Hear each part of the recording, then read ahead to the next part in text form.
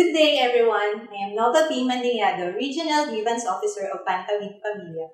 Today, I am going to discuss one of the core components of Pantawid Pamilyang Pilipino program, which is the Grievance Redress System. What is Grievance Redress System? In the context of Pantawid Pamilyang, the Grievance Redress System is the venue where inquiries, requests, or complaints related to program implementation are filed and addressed. The said system is assigned to maintain the integrity by creating resolution to identify weaknesses in the program. It also prevents issues from escalating one to a larger problem. Now, let us proceed to the grievance process, which is used by the system to address various complaints. First is the submission of a complaint or grievance. The complainants may submit their complaints through various modes, which include text, calls, emails, social networking sites, and snail mail. Then, upon submission, recording of grievance is very vital. A complaint must be encoded for monitoring and tracking of the progress of the case. Next is case assignment or case referral. It must be undertaken to properly address the complaint.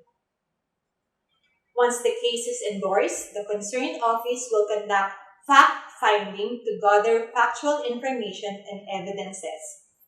The result of the investigation and the actions undertaken to resolve the issue or complaint are documented in a case report prepared by the investigating officer. They shall serve as the basis for the resolution of the case. Once resolution is finalized, the complainant or client shall be informed of the investigation's outcome by the channel through which the grievance was filed.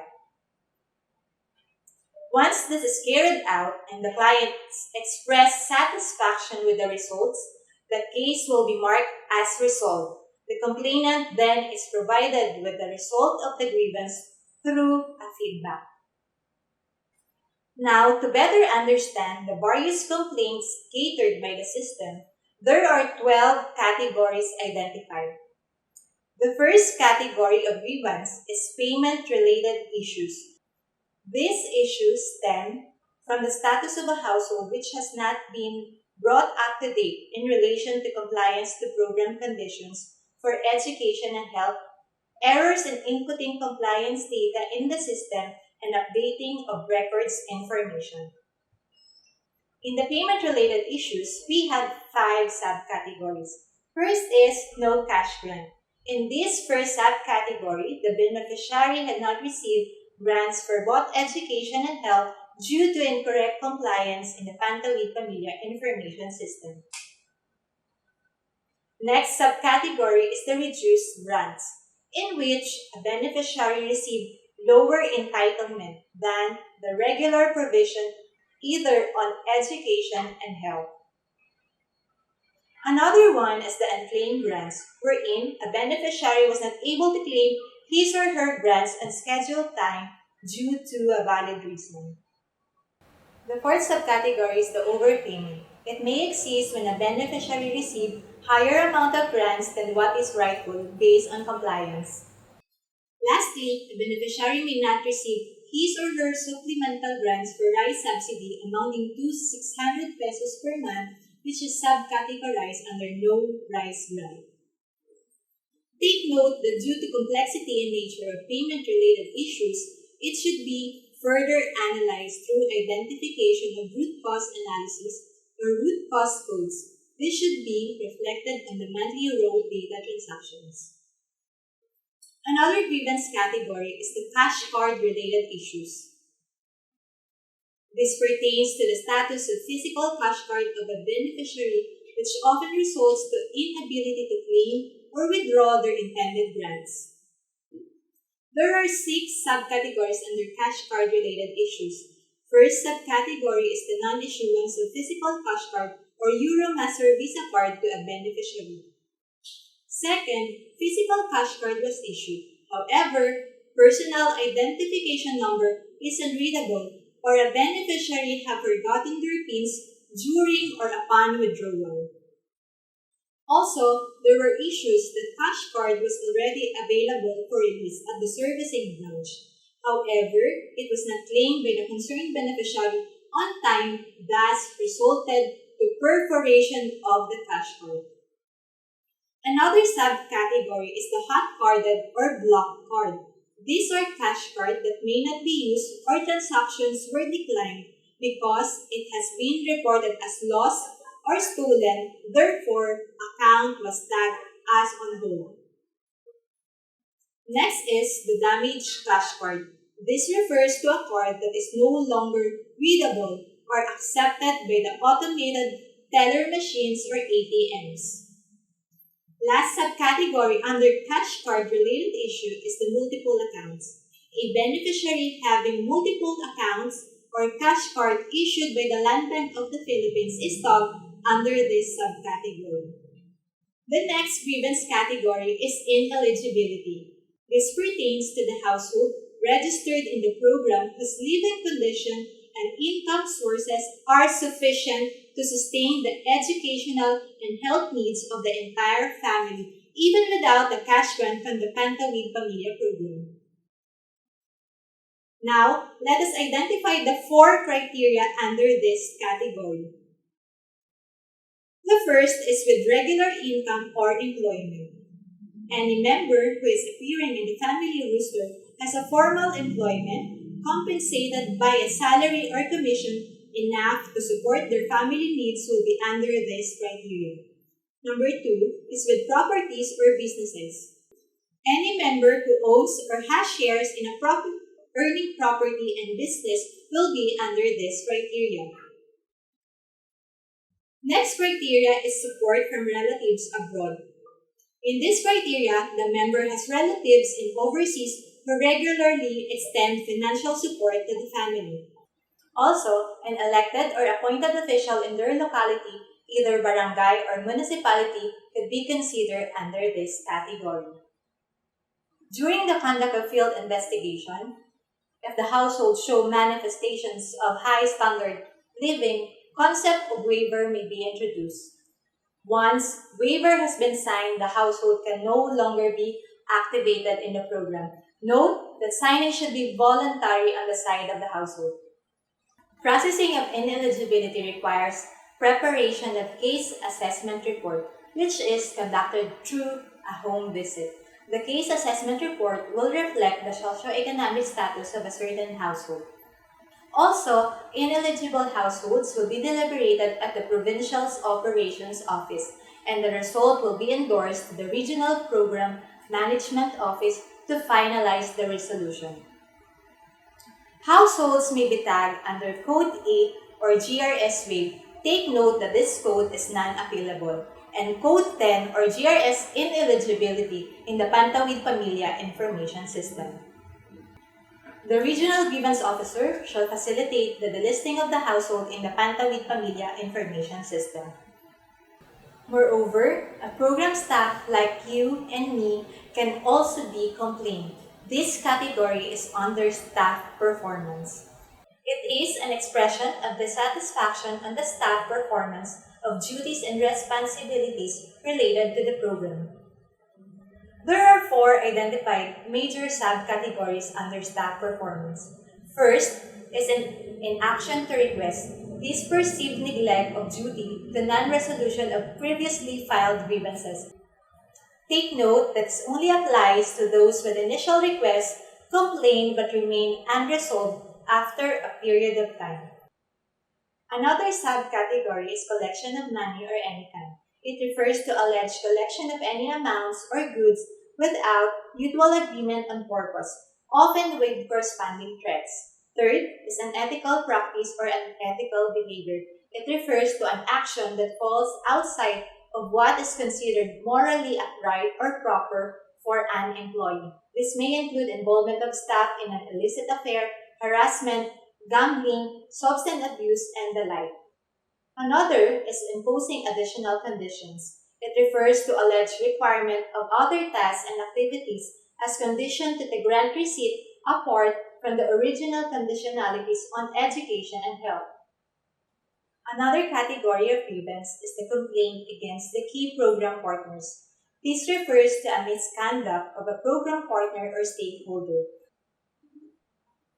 These complaints may include but not limited to partners imposing additional conditionalities, collection of money, and availability of health officers and teachers, non-provision of services, or anomalies in the program implementation or program-related activities committed by partners.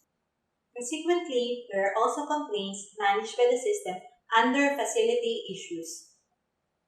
This refers to the absence of facilities in the locality, often resulting to zero or low compliance in education and health conditions of program beneficiaries. Another category managed by the system is appeal.